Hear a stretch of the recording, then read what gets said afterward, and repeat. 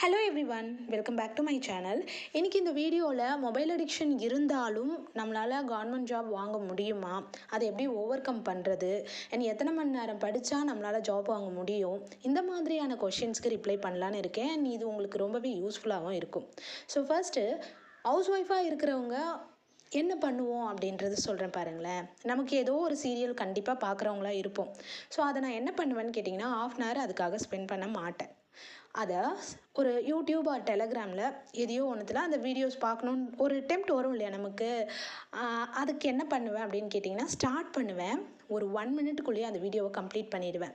லாஸ்ட்டாக என்ன முடியுது அப்படின்றத மட்டும் பார்த்து முடிச்சிடுவேன். அவ்வளோதான். அந்த சீரியலோட அதுலேருந்து ரிலீவ் ஆகிட்டேன்னா நெக்ஸ்ட்டு ஏதாச்சும் ஒரு வீடியோ அப்படியே ஷார்ட்ஸு ஏதோ ஒன்று பார்க்கணுன்னு போனாலுமே நான் என்ன யோசிப்பேன் அப்படின்னு கேட்டிங்கன்னா, இந்த ஒரு வீடியோ பார்க்குறதால உனக்கு 1 மார்க்கில் வேலை போனால் நீ எப்படி ஃபீல் பண்ணுவ, அதனால் நீ பார்க்காத அப்படின்ட்டு என் மைண்டுக்கு நான் சொல்லிக்கிட்டே இருப்பேன். ஓகேங்களா? ஸோ இப்படி தான் நான் மொபைல் அடிக்ஷன் இதை ஓவர் கம் பண்ணேன். அந்த இதை பார்க்குறதால அடுத்து என்ன நடக்கும் அப்படின்றத என் மைண்டுக்கு நான் முன்னாடியே சொல்லிவிடுவேன். ஓகேங்களா? நெக்ஸ்ட்டு, அதையும் மீறி உங்களுக்கு மொபைல் அடிக்ஷன் இருக்குது, பார்த்தே ஆகணும் அப்படின்ற கட்டாயம் உங்கள் மைண்டு உங்களுக்கு சொல்லுது அப்படின்னு சொன்னால், நீங்கள் என்ன பண்ணுங்கள், உங்களோட அவமானங்களை, நீங்கள் பட்ட அவமானங்களை, உங்களை யார் யார் என்னெல்லாம் பேசியிருக்காங்க, எந்த வார்த்தையெல்லாம் சொல்லி நோகடிச்சிருக்காங்கன்னு ஒரு நிமிஷம் நினச்சி பாருங்கள். கண்டிப்பாக இதிலேருந்து ரிலீவ் ஆகிட முடியும். நம்மளால் அந்த மொபைல் அடிக்ஷன்லேருந்து கண்டிப்பாக அதை ஓவர் கம் பண்ணி நம்மளால் படிக்க ஸ்டார்ட் பண்ணிட முடியுங்க. நெக்ஸ்ட்டு, டிஆர்பி ஆர் டிஎன்பிஎஸ்சி படிக்கிற எந்த மாணவர்களுக்குமே ஒரு கட்டத்தில், அதாவது நம்ம இனிஷியல் டேஸில் ரொம்ப என்த்தோட ஒரு ஃபுல் எனர்ஜியோடு ஸ்டார்ட் பண்ணுவோம். அண்ட் டே பை டே என்ன ஆகும் அப்படின்னு கேட்டிங்கன்னா, அந்த எனர்ஜி கண்டிப்பாக குறைய ஆரம்பிச்சிடும். ஸோ அப்போ நான் என்ன பண்ணுவேன் அப்படின்னு கேட்டிங்கன்னா, செல்ஃப் மோட்டிவேட் பண்ணுவேங்க. எல்லா டைம்லேயுமே நீ படி, நீ சாதிக்க பிறந்தவ, உன்னால் முடியும் அப்படின்ட்டு எல்லாரும் பூஸ்ட் பண்ணிகிட்டு இருக்க மாட்டாங்க நம்மளை, இல்லையா? ஸோ நாம் நம்மளை எந்த அளவுக்கு மோட்டிவேட் பண்ணி வச்சுக்க முடியுமோ அந்த அளவுக்கு நான் வச்சுப்பேன் என்ன. ஓகேங்களா? இதுக்கு நான் யூடியூப் சேனல் ஒன்று ஃபாலோ பண்ணேன். யூத் பேப்பர் எல்லாருக்குமே தெரிஞ்சிருக்கும். அதில் அந்த வெற்றியாளர்கள் அவர்களுடைய கடந்து வந்த பாதைகள், அந்த பயணங்களை சொல்லும்போது நமக்கு எவ்வளோ டவுனாக இருந்தாலுமே நமக்கு ஒரு புது எனர்ஜி பிறக்கும். ஸோ அந்த யூடியூப் சேனல் நான் அட்லீஸ்ட் டெய்லி நான் எப்போல்லாம் டவுனாக ஃபீல் பண்ணுறேனோ 2 days ஒன்ஸாவது ஒரு வீடியோ பார்த்துருவேன். கண்டிப்பாக பார்ப்பேன். ஸோ இப்படி பண்ணி என்ன நான் மோட்டிவேட் பண்ணி வச்சுப்பேன். நெக்ஸ்ட்டு, டைம் மேனேஜ்மெண்ட் அண்ட் எவ்வளோ ஹார்ஸ் படித்தேன் அப்படின்றத சொல்கிறேன்.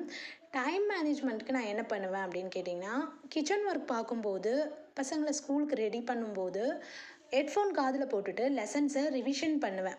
அது மோஸ்ட்லி தமிழ் தான் ரிவிஷன் பண்ணுவேன். ஏன்னா நம்ம 2 விஷயத்தில் நம்மளோட கவனத்தை செலுத்துகிறோம் அப்படின்னும்போது ஈஸியான சப்ஜெக்ட் எடுத்து நான் ரிவிஷன் பண்ண ஆரம்பிப்பேன்.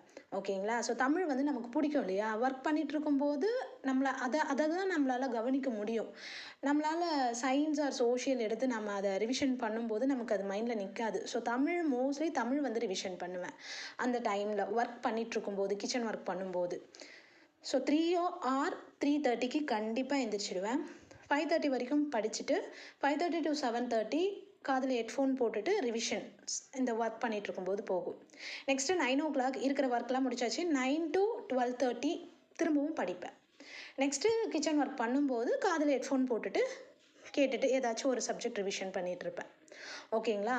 அடுத்து 2 o'clock to 4 பசங்க வர வரைக்கும் திரும்பவும் படிப்பேன். ஸோ ஒரு நாளைக்கு நான் எத்தனை மணி நேரம் படிப்பேன், இத்தனை ஹவர்ஸ் அப்படின்றதே கணக்கே கிடையாதுங்க. நைட்டு 11 to 3 o'clock அந்த டைமில் தான் நான் தூங்குவேன். இதுதான் என்னோடய ஸ்லீப்பிங் டைம். ரெஸ்ட் எடுக்கிற டைமும் அதுதான். மற்றபடி நான் ஒர்க் பண்ணிகிட்ருக்கும்போது, சாப்பிடும்போது எல்லா டைமும் படிச்சுட்டே தாங்க இருப்பேன். ஏன்னா இதுதான் எனக்கு லாஸ்ட் சான்ஸு. இதை மிஸ் பண்ணேன்னா நான் அடுத்து பல வருடங்களை இழக்க வேண்டி இருக்கும் என்னோடய லைஃப்பில் அப்படின்றது மைண்டில் ஓடிட்டே இருக்கும். ஸோ அதனால் அந்த 11 to 3 அதுதான் ரெஸ்ட் டைம். மற்ற டைம் எல்லாமே படிச்சுட்டே இருப்பேன். ஸோ இது எல்லாருக்குமே பொருந்துமா அப்படின்றது எனக்கு தெரியல. And next, dead paper 1 or 2 படிக்கிறவங்க 6th to 10th standard books, school books, நான் எந்த அகாடமியில் சேர்ந்தாலுமே ஸ்கூல் புக்ஸை தான் நம்புவேன். அந்த ஸ்கூல் புக்ஸை page to page line by line படிப்பேன். ஓகேங்களா? ஸோ நீங்கள் எந்த அகாடமியில் சேர்ந்தாலுமே பரவாயில்லங்க. ஸ்கூல் புக்ஸை படிங்க. 6th to 10th புக்கு எல்லா சப்ஜெக்டையும் படிச்சிருங்க. கண்டிப்பாக 82 மார்க்ஸ் வாங்கி ஈஸியாக எக்ஸாம்ஸை கிளியர் பண்ணிட முடியும். ஓகேங்களா? ஓகேங்க. இந்த வீடியோவில் நான் என்னெல்லாம் ஃபாலோ பண்ணேன் அப்படின்றத ஷேர் பண்ணியிருக்கேன். அண்ட் இதில் உங்களுக்கு எது செட் ஆகுமோ நீங்கள் கண்டிப்பாக இதை அப்ளை பண்ணி பாருங்கள். அண்ட் இந்த வீடியோ உங்களுக்கு யூஸ்ஃபுல்லாக இருக்கும் அப்படின்னும் நம்புகிறேன். Okay, thank you all.